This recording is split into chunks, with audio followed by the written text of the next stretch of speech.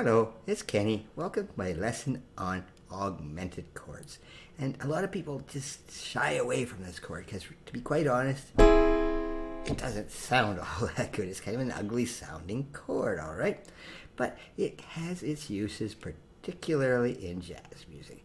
And today's lesson, I just want to get you an idea of what it is, what it sounds like, and what you can do with it. Because there's a lot of confusion about how you write these on sheet music and how you interpret them. I don't want to go too far into that. I'll mention some of the confusions. But right now, all I want to make sure is you know that the augmented chord is based on just major thirds. From C to E, E to G sharp. All right? You go right back to another major third, and you're right back up to C again, okay? To find a major third, this is very similar to finding the diminished chords. Remember we had the lesson on that. You can go review if you want. You end up 3 notes to find the diminished chord, a minor third, and now to find a major third, you just go up 4 notes. And then here another one. Okay, that's all they are, is major thirds.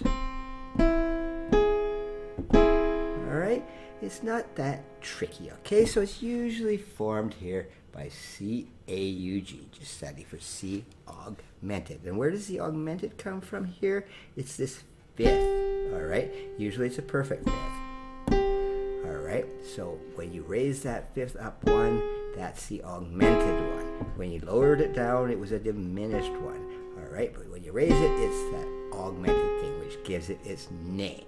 Alright, you go here.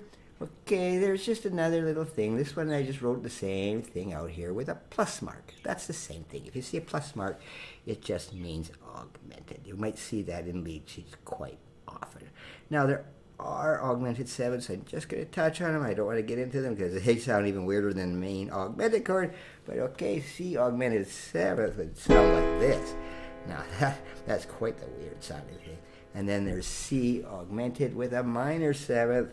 Alright, not quite as weird sounding as that one, but they both sound weird. So today I'm just going to stick with the C, E, G sharp, the basic augmented triad.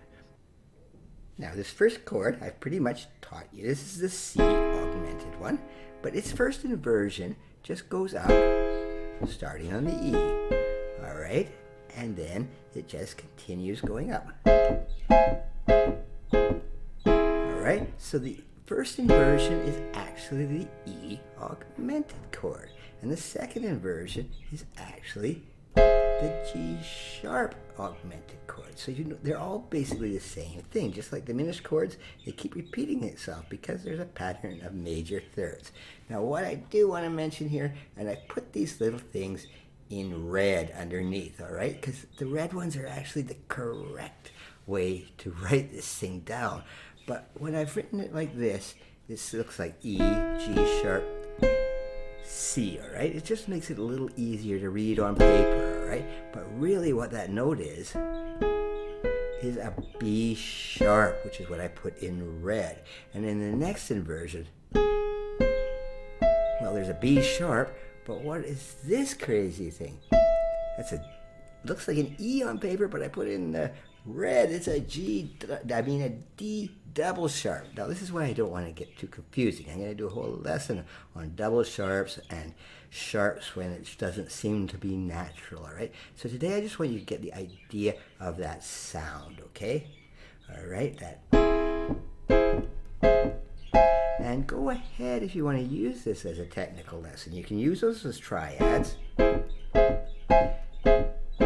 It's very similar to doing the major ones. Alright, but it just sounds that really different sound that augmented chord has. And again, you can play them separately too.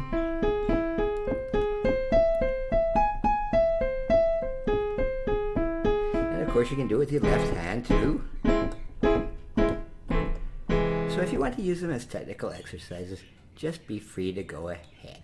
I just want to make sure again that you just understand that I put in red because there's going to be some purists that say you cannot just call this thing, a B sharp and a C natural when it's actually a B sharp, or an E natural when it's a D double sharp. I just want you to get the idea of the sound, those major third progressions, just continually going major thirds.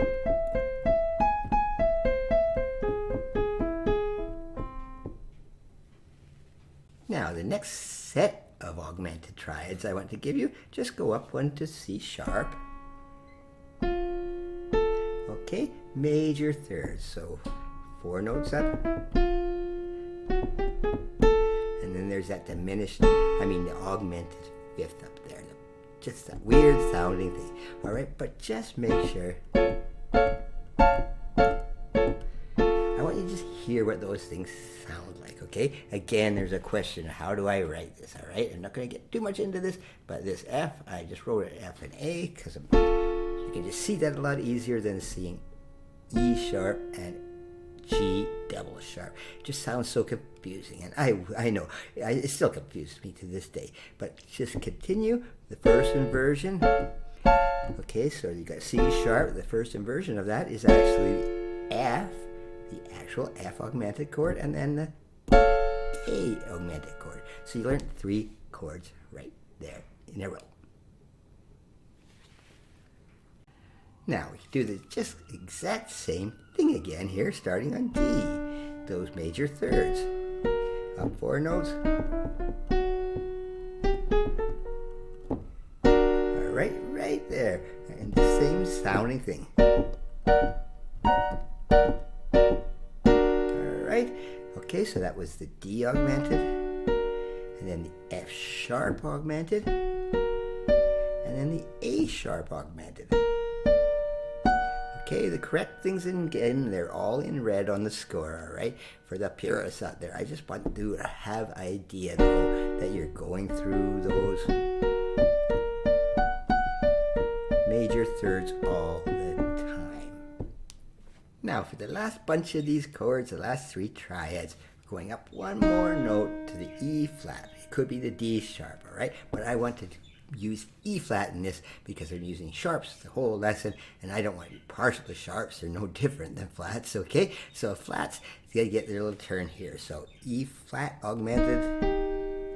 All right, in a normal E flat triad, you would have the B flat. Here you have an B natural. I didn't write natural there. You just assume because it's just wasn't written in, so it's not a flat, it is augmented, and then you got the G augmented and the B augmented. All right, but I'm using flats in this one. I could have used sharps, all right, just as I said down here, this could be a D sharp. That would probably be the more proper way to write it, okay? And then you end up with this D sharp, and then you got this F double sharp, another thing that I will teach in another lesson. I don't even want to get into double sharps because it's really confusing. Okay, those are all the augmented triads. That's the only ones that you'll ever see. Final thing I want to talk about is, what do you use these things for? You know, they sound like they couldn't do much of anything, but they're like the diminished chords in a lot of ways. Diminished, you use them as transition chords and as sort of a dominant chord, and they're exactly used the same way with augmenteds. So if I just go smoothly, it's going between chords.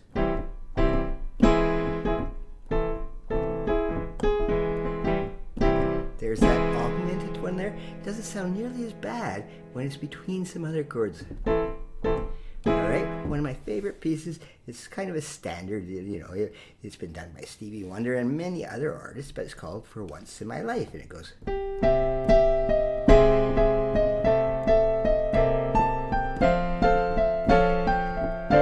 And those were full of augmented chords. Right there. Augmented chord right there, and they sound so nice in jazz music. They're in classical, of course, but classical musicians, the classical scores, they just don't write them out as augmented. All right, the other thing you can use it for is the dominant 7th function. All right, normally you would use a G 7th going to a C or something, but to make it sound really jazzy, here's a G augmented. All right, right? It makes for a really nice ending to a piece, just using it as a dominant function. Okay, so by itself it sounds kind of weird, but when it uses it as a transitional chord, it sounds lovely. My birds even like that sound. Okay, so I hope it doesn't be too confusing on the augmented chord. It's one of the most misunderstood chords, but just remember they're just patterns of major thirds. Thank you.